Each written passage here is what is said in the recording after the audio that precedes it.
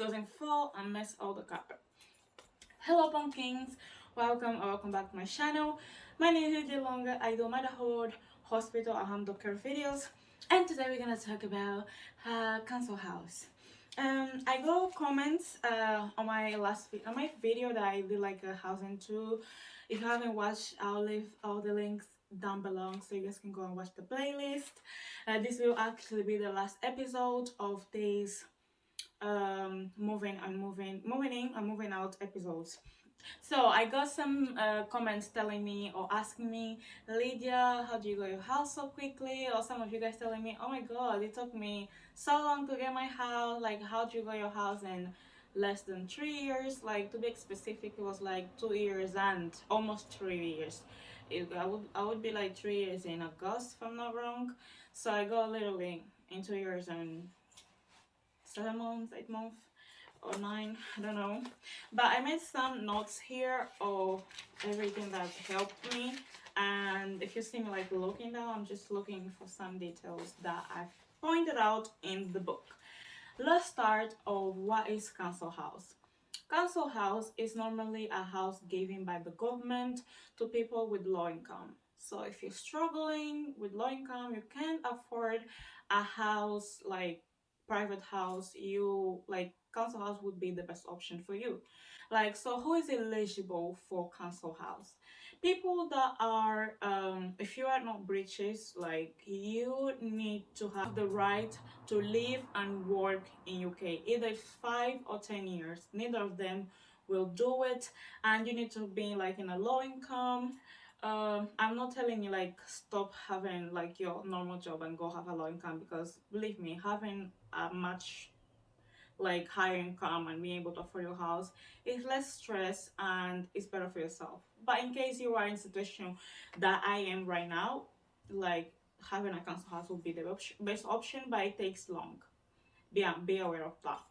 So Lydia, what do I do if I literally like I'm on low income, I can afford a private house while I'm waiting for my council house? What do I do?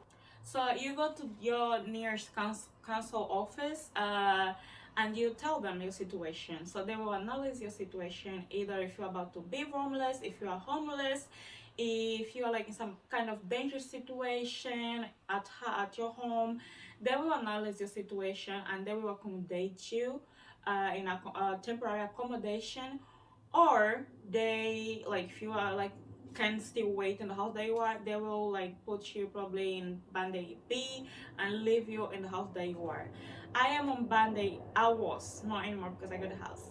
I was on band-aid A, and I'm gonna explain why I was on band-aid A. So band-aid A is normally for people with higher risk, either to become homeless or people that have kids with disability, or you are a person with disability yourself. You know, in my case, I have a son who has many disabilities. Like, if you want to know, let me know in the comments, and I believe I have other videos on my channel that talks about it. And we were living in a house with my auntie, but she like her daughters came in UK, so she had to move to another bigger house, and that house that I was staying, it would be too expensive for the council to help me pay. So what they did, they found me a housing support worker. So you ask your council if they are able to find you one, or you try to find one at yourself online. If I find out details, I'll leave down below in the description, so check it out just in case. And they found me a housing support worker. She was the one that helped me move to a accommodation house. Thankfully, because I had a kid with special needs, they put me in a house, just me and Christopher, which is the house that you guys saw me in the last videos. Basically almost all my videos living like was the best house ever. Does it compare to the house that I'm living right now? No, it doesn't, but it's way better like that even sharing house, you know. So I was very happy with the house that I was grateful that they could find me a place. So I stood there and I kept applying. When it comes to bidding, that's how people make mistakes, because when you apply for council house, you fill a paper, or like if you go in the office, you will talk with the person and you guys will fill a formulary, and there you're gonna put 3 options of like areas that you want, and you're gonna explain why those areas are the priority. Like, why? Either it's because of school, family, friends, because you like the area, you explain and you have to choose 3 areas. So when you get to bid the house, you need to make sure that you are bidding exactly in the areas that you put as your priority, and you need to go from priority A, B, and C. If you don't bid on the priority house that you applied at the beginning, like you will get to number like 200 something, and you will never get a house because you are not applying the houses that you at the beginning said that was your priority. And I was doing that, like if I found a house like a cute house or something like that, I would like apply that area, and I didn't know that was even making like damaging like my process, making me slow down. I didn't know that until I like did the right thing for 1 week. I was like, let me see if that works, if that even like has anything to do with. So I started applying for a week, just like I mean for a month, just in the houses like that I put as priority, the areas I mean. I started coming up as like number 10, number 20. I was like, oh, so that does make impact because make sure that you apply in the house that you put as priority. Otherwise, it takes you a long process, and sometimes you even get a house in a place that you didn't even want it. Because this house, I actually paid like way before, like back in November. So when they offered me the house and told me that it was this area, this exactly house, I was a bit confused. I was like, I don't even remember a bit for that house. Like, what do you mean? Like, what's the area? Like, can you have the address? Can I actually like check online, like on map, what house you're talking about? Because I don't remember. And when they showed me, I was like, oh my god, like I bid this house like back in November, October. Like she's like, oh yeah.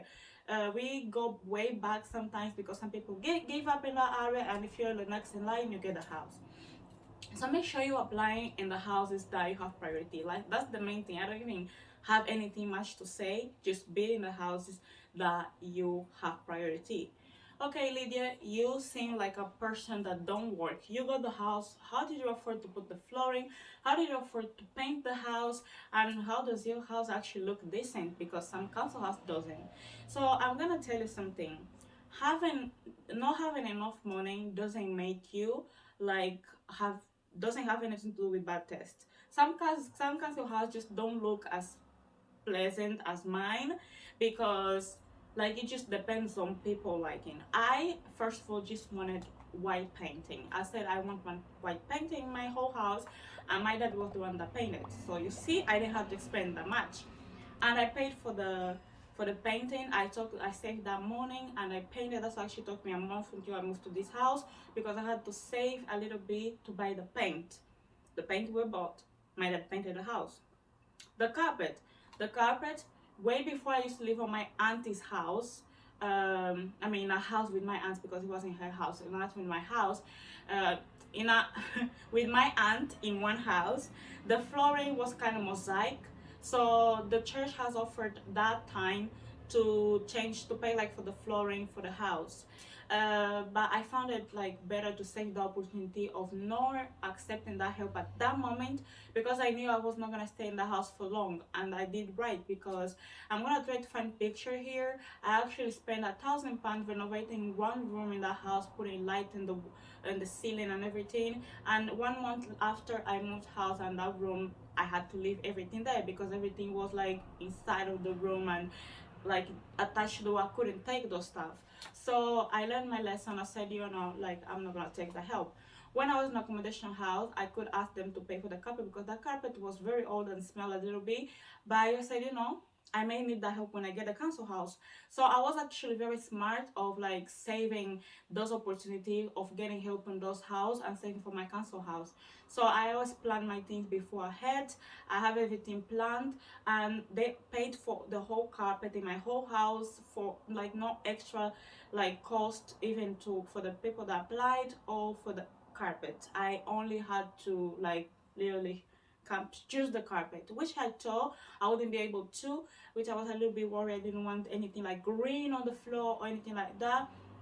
But thank God I was able to choose what color of carpet I wanted. So that's why my house actually looks beautiful the way I want. So like if you have places that like church that you attend to, because sometimes we feel a little bit like, oh, I'm not gonna ask, like I can do it myself. But if you can do it, like it's better to ask, because if something bad happens, people will look at you like you literally could ask, like why didn't you ask for help?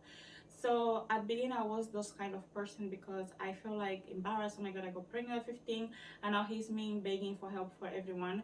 But I learned that if I don't ask for help, and something goes bad, they will take me, my child, like they will take, because they will say like you could have asked for help. So nowadays I do ask for help when I need something. I try to find ways to find help. And I know a lot of people feel ashamed, and some people do badmouth the people that live on council house, the people that get benefits. But I just wanted to tell you, like if you are one of those person that like judge people like me, like why you doing your life like you're not any better? Because it's not like I'm sitting at home and I don't want to do anything. Like you can't judge me without you knowing my story, and I'm not gonna sit here and tell you my story until you ask. Okay, so it's those kind of stuff.